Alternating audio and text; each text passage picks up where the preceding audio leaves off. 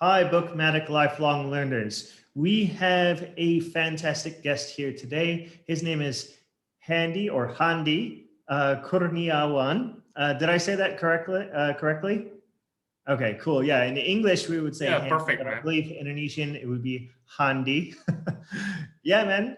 So we've known each other for quite some time now, a little bit over 3 years now through Instagram, and Handi wrote a book along with David Wee, and he sent the book to me and actually had me write a like a recommendation for it, a reference right in the front cover pages of the book. So this is something that I read before he released it, and I really enjoyed it. It's all about career advice, your lifelong career, how you can really cultivate a good career, and how you can be a great leader. And yeah, it's a really interesting book.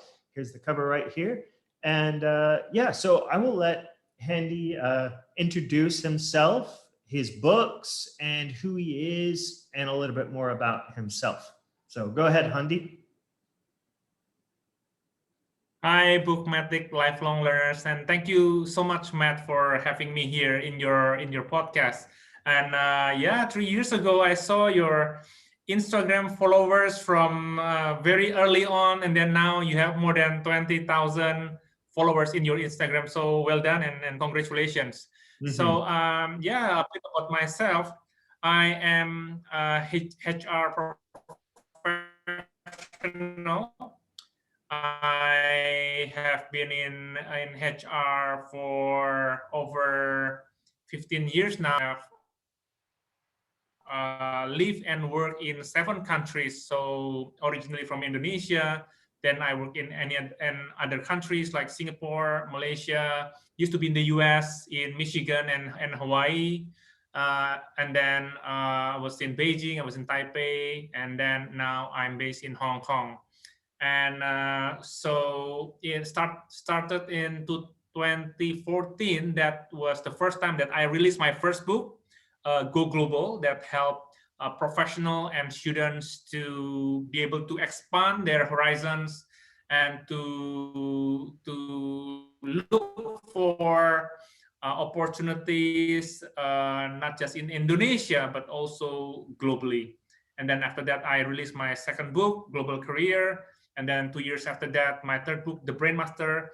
And then lastly, last year, in collaboration with my ex-boss, David Wee, is now head General Electric, one of the leading companies at that time. And we produced this last book, Great Advice, for helping people basically in their career, from recruitment to developing their career until preparing for retirement. Hmm. So very excited to be here and happy to talk to you, man. Yes, definitely. Great. So, your experience, like living abroad, working abroad, that must have like a really strong effect on the way that you wrote your books. Can you maybe tell us a little bit about how much of an effect living in other countries? I mean, you're originally from Indonesia, and from my knowledge, from all the Indonesians that I've met here, not a whole lot of the Indonesians have traveled abroad. So, yeah, maybe you can tell us a little bit about that for the Indonesian listeners or the Southeast Asian listeners. Maybe you can tell us about how that experience working in US and Hong Kong and everywhere, how that has affected you, improved your life. Yeah. Very Yeah, very much, Matt. So I think it's important to understand my background and my upbringing. So I was born in a small city where we didn't have a lot of access to knowledge or to other resources. So from early on, from my childhood, I always have a dream to be able to see the world, Matt. So when I was a kid, my hobby was cutting all the photos of Singapore, of Japan, of the US, of Hong Kong, and then I put it in front of me everywhere. I bring it everywhere. I hope that I was able to travel the world. So that has always been my dream. And that dream finally came to realization when I went to high school. And then that's the first time that I participated in the student exchange program to Perth, Australia. So that was my first experience going abroad. And then when I work in a multinational company. My first company was General Electric, and it's from the US, and it really support talent for having the opportunity to have international exposure. So I was very lucky that I joined the right company. And then GE posted me to Beijing, and then after that, and then Hong Kong, and then when I came back to Jakarta, then I worked in other company as well, in Standard Chartered Bank, in Sinarmas, and then now Jardine Matheson. All those companies gave me a lot of international exposures, and that really helped my thinking. It's really opened up my horizon. Why I wrote the book? So in my working experience, Matt, especially at that time, I work in a very competitive environment. I realized that most of the people from Southeast Asia and Indonesia in particular, we were sort of like less assertive compared to our international colleagues, especially from the West. So I remember one time, my first class, so because I started my career as a management trainee, so in my first class in Singapore and Malaysia at the time, when all my colleagues from everywhere, right? When the instructor asked question, and then suddenly everybody raised their hand. And then I was the quiet one. I didn't know what to do. Because coming from Indonesia, you're a teacher, man. I was waiting for the teacher to call my name and share my opinion. But everybody in the class at the time, they raised their hands. So then I realized that, oh, so this is the culture of working in multinational companies. I have to change, I have to adapt. Otherwise, I will be totally ignored. But the good thing about being Indonesian, Matt, so we study hard, right? We study hard, we work very hard. So in my first exam, I got a perfect score. And then everybody started to talk to me. Then slowly and little by little, then I started to develop my confidence in speaking, in being more assertive, in participating in the discussion. In short, I learned from introvert to become extrovert. And then after 13 years of experience, then I decided that I want to inspire people so that they are also ready to be able to, not just to be able to compete, but also to be able to collaborate with professionals all over the world. Ah, very nice answer. I love like how, you developed from, and you touched on the topic of introvert and extrovert, right?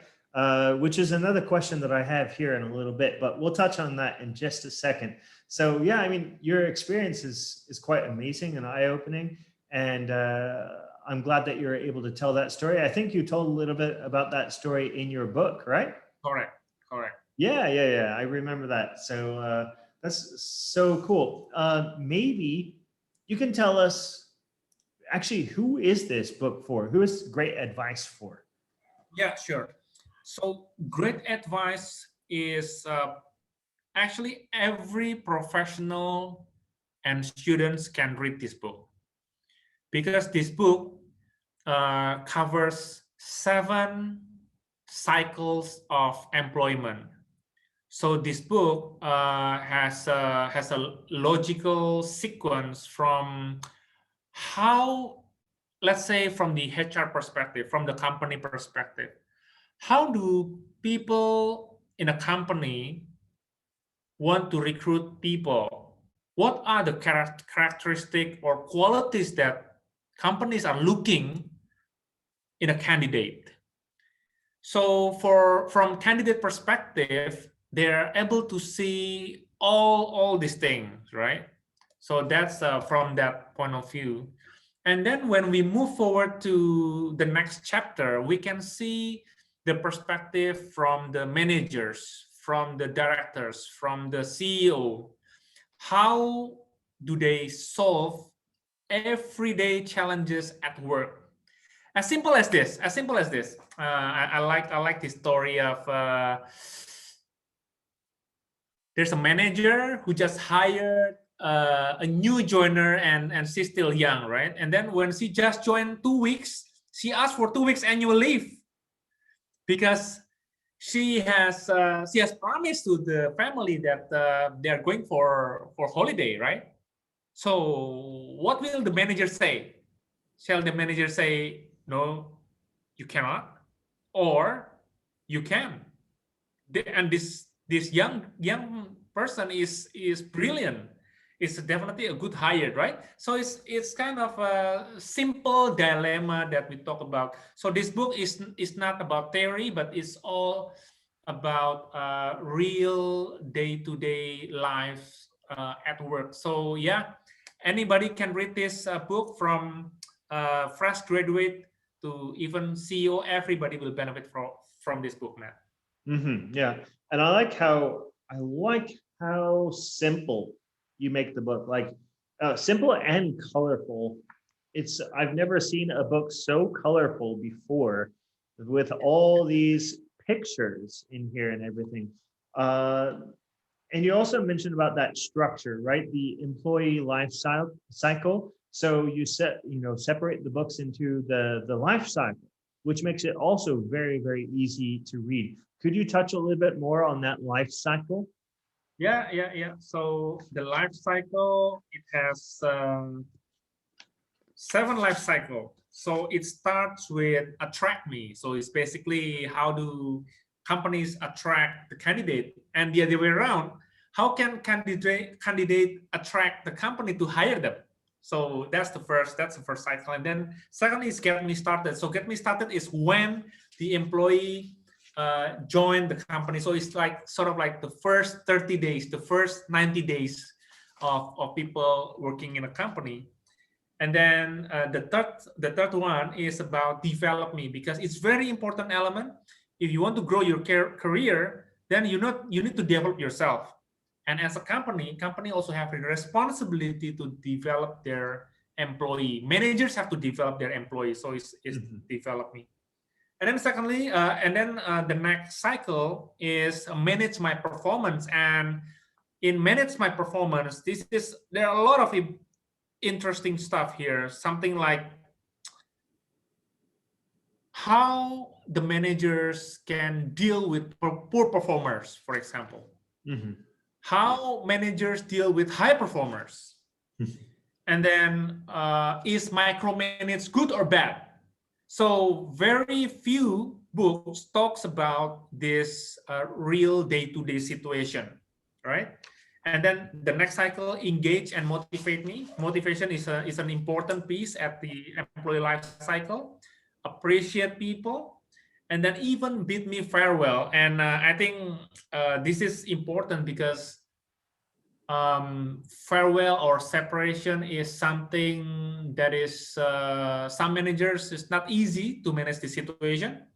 But I particularly like the way that David put a lot of stuff here, how he prepared his retirement and how he managed his retirement. I think we all want to know what life after retirement. So we also discuss in this book. Yeah, I really love the teamwork that you two, David and yourself, put into this. Like, sometimes I can't really tell who is talking except for when you put, the parentheses, which means that it flows together to very well, So there's two authors, but you make it sound like one. Yeah, which is very nice. And also I love the develop me section. You've got book recommendations. I love this page. I Yeah. posted about this page on social media because, as you know, I love books. So you've got a lot of great books here, and some of them I personally have read. So if you just want to get this book just because of the book recommendations, then there you Thank go, you. man. That's really cool. I love that. I love those few pages that you added in there because books are very powerful, And you do recommend a lot of great books as well, Matt. I always enjoy your posting and your sharing in Instagram and in LinkedIn.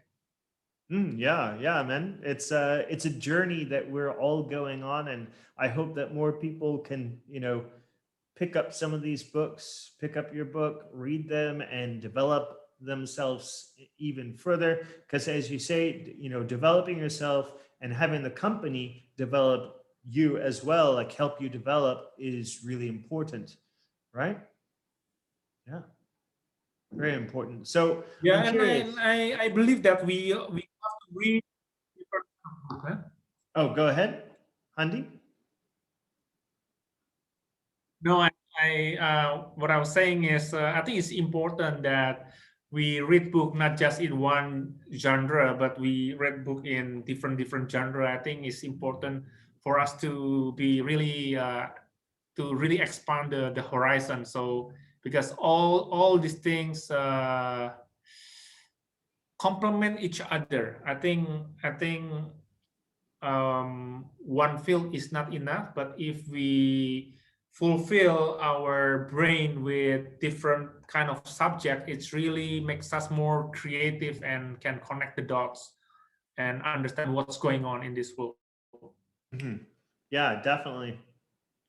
So, um, yeah, actually, I'm curious. What do you think most people struggle with in their careers? What do you think most people struggle with their careers, especially in Asia, right? You've had experience working in, well, so have I. A lot of people have had experience, but maybe you have some insights about that, right? Yeah, yeah, sure, and that's why why this book is important, because I think every people have different type of challenges in the workplace. Mhm. So for fresh graduate, then definitely the first struggle is how to enter a good company. Mhm. Yeah. And then when they enter a company, and then they have to deal with managers, they have to deal with their peers, they have to deal with subordinate if they become managers. So yeah, so different people have different challenges, and the magnitude and severity of the challenges can be different for different people. So for example, middle manager, for example, if they are not experienced enough, they may have challenges in managing their people. So because they are managing people, right? So facing a people problem. Not everyone is, people can be up and down, and performance can also be up and down. How do you manage all that? And then let's take another example. First-time manager. First-time manager, mostly they don't know how to delegate. So what they are being promoted as manager because they are excellent individual contributor. But when they become manager, they manage people, and then they need to learn how to delegate, right? Otherwise, they cannot take everything themselves. So everybody have different challenge. First time CEO have their own problem as well. So that's why leadership, Matt, leadership book is a 80 billion US dollar business. It's precisely because of so many challenges at the workplace. Right, right. Yeah, I mean, totally makes sense because, business, careers, all of it is about like dealing with people. Like every single day, we're interacting with people, whether we are a boss or employee. So I think interaction and communication and everything is such an important aspect and topic to learn about. And if you're a leader, it's really important to learn about leadership and read the leadership books and personal development and communication. So, yeah, definitely. And this kind of leads into that question about the introvert and extrovert, because I think this could be an issue for a lot of people, especially for introverts. What is your perspective about this? Like, if someone is an introvert or an extrovert, how can they deal with, well, for example, if they're an introvert, maybe they don't know when to speak up for themselves, right? Or to express their opinions. Whereas an extrovert, maybe they're expressing their opinions way too much or being like, I don't know, way too egotistical or something like that. And that gets in the way of other people. And then people just start to, dislike that person because of their attitude, right? So what is your opinion about this and how can people deal with, being an introvert and an extrovert? Precisely, Matt. And from my own experience, because in the past, I always thought that I was an introvert. I thought I was an introvert but then after I work and I've been trained very well and have all this experience and having a lot of assessment, then actually I am an extrovert. So why I thought I was an introvert? Because I didn't have the right communication skills yet. So after I learned all this from introvert, then I become my true self, which is an extrovert. So I can empathize the introvert challenges, the challenges that they're facing as an introvert. And I also realized that extrovert also have their own challenges, like you precisely said. So let's discuss this one by one, okay? So first, introvert. As an introvert, if they feel that they are not good enough, and sometimes they being passed on for promotion, the challenges of the introvert, right? So there are ways to navigate this as an introvert. So introvert is someone that is the energy that they are getting is when they are with themselves. But in a workplace, I think we need to realize that you can be great in doing your job, but also they need to be able to express and articulate themselves. It's just the reality, and they also have to socialize with people, right? Although they don't have to go that far. For example, they don't have to be in the evening party all the time. For example, it's not their nature, right? It's killing them, right? But they need to be able to reach out as well, and then they need to be able to speak up, basically. And sometimes introvert, they don't talk a lot. So when they speak, people will listen. So I think they need to leverage their strengths as an introvert, as a thinker. So when they say something, people will listen because they have quality ideas. For extrovert, so the challenge that normally extrovert get is you don't think deep enough, and then you are not really thoughtful of other people. You tend to dominate the conversations and all that, right? So to people can see it that way. So extrovert also have to learn to tone down themselves depending on the people or environment they talk to. I read Obama's book, Matt. Have you read Obama's book, A Promised Land? Which one? Obama, The Promised Land. Obama. Oh, I have not read it yet, but it is on my reading list. So sometime in the future, I'll get to it. Yeah, so this is what Obama said in his book, man. So Obama said that, well, how do you say the German chancellor Angela Merkel, right? Angela Merkel, Yeah. right? So Obama said when Obama first became the United States president, Angela Merkel didn't trust him because Obama is a great orator. So Angela Merkel thinks that Obama is only good at speaking. So this is the real example from United States president. So I think both introvert and extrovert, they need to realize themselves. They need to understand their strengths and weaknesses, and then they have to be able to manage it.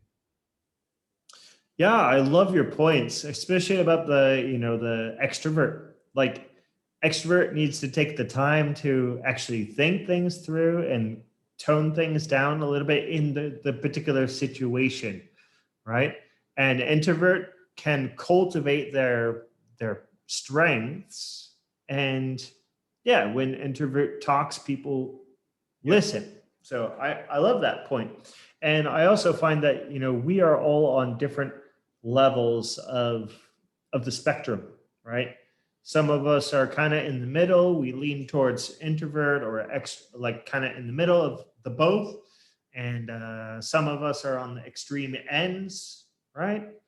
So yeah, definitely. And also the interesting point that you brought up at the very beginning of when you started talking about that is you used to think you were an introvert. I thought that was very interesting. Yeah, sure. But I didn't have the skill. But then discovered. Yeah. Sorry, what? Yeah, but then it's not that I was an introvert. I didn't have the skills. Yeah. Yeah. I loved how you explained about that because we could all be like extroverts in hiding once we develop our extroverts in hiding. Once we develop our communication skills, we become our true self. That's right. Yeah, very interesting. Very interesting. Yeah. So I'm curious, why should people buy your book? I mean, you've talked a lot about it. You've talked a little bit about yourself as well. So why should people buy, well, I guess any of your books? Great Advice or any of the other ones, Go Global, and all the other ones you have? Yeah. So why you need to grab Great Advice is because this is really written by experience. First of all, this is a combination from David V experience. So he's a very senior HR professional. So he is the first Asian who's leading GE Crotonville, and GE Crotonville is like a gold benchmark of a corporate university in the world, Matt. And so David Pacific at the time, he was the global chief talent officer for Johnson & Johnson. And then, so he accumulated a lot of experience. And, David, we post a lot of stuff in LinkedIn. In 1 year, he has 40,000 followers at LinkedIn. So definitely he has lots of great ideas and is helpful for people. And then as myself also, I have 20 years of working experience, and we love to share what we know based on our experience, and we put it here in the book. That's number one. Number two, we make it interesting, as you mentioned. We don't make it as a scientific book. We make it very easy to read with a lot of illustration. so people can feel it. So this is a labor of love, Matt. So this is every page is a labor of love.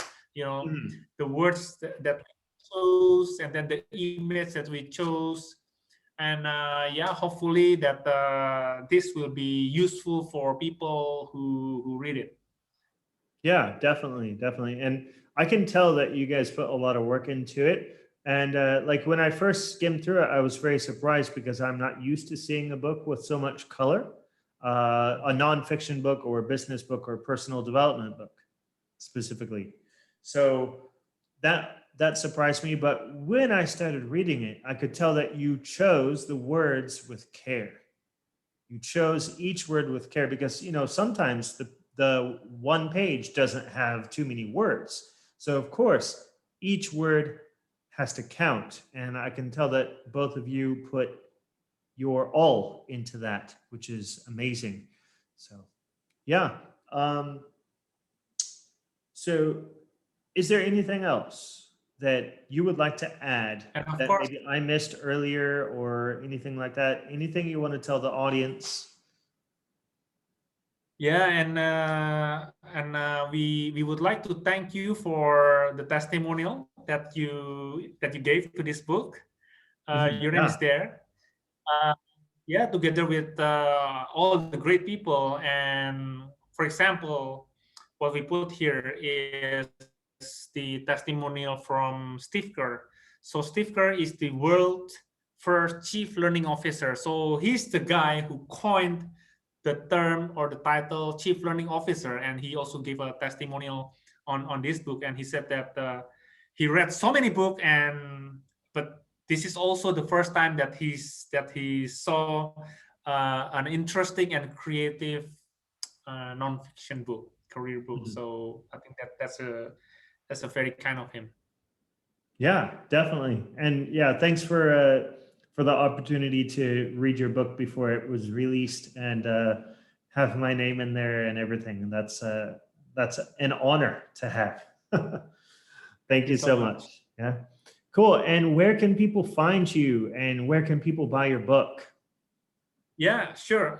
So for me, you can connect me on LinkedIn and Instagram. My name Handi Kurniawan. So just type it. It's the same, Handi Kurniawan. And then you can find this book actually from Google Play Books and Gramedia Digital. So for now, mostly are in ebook, Matt. After COVID, hopefully that we can distribute this hard copy more in Indonesia and in other countries as well.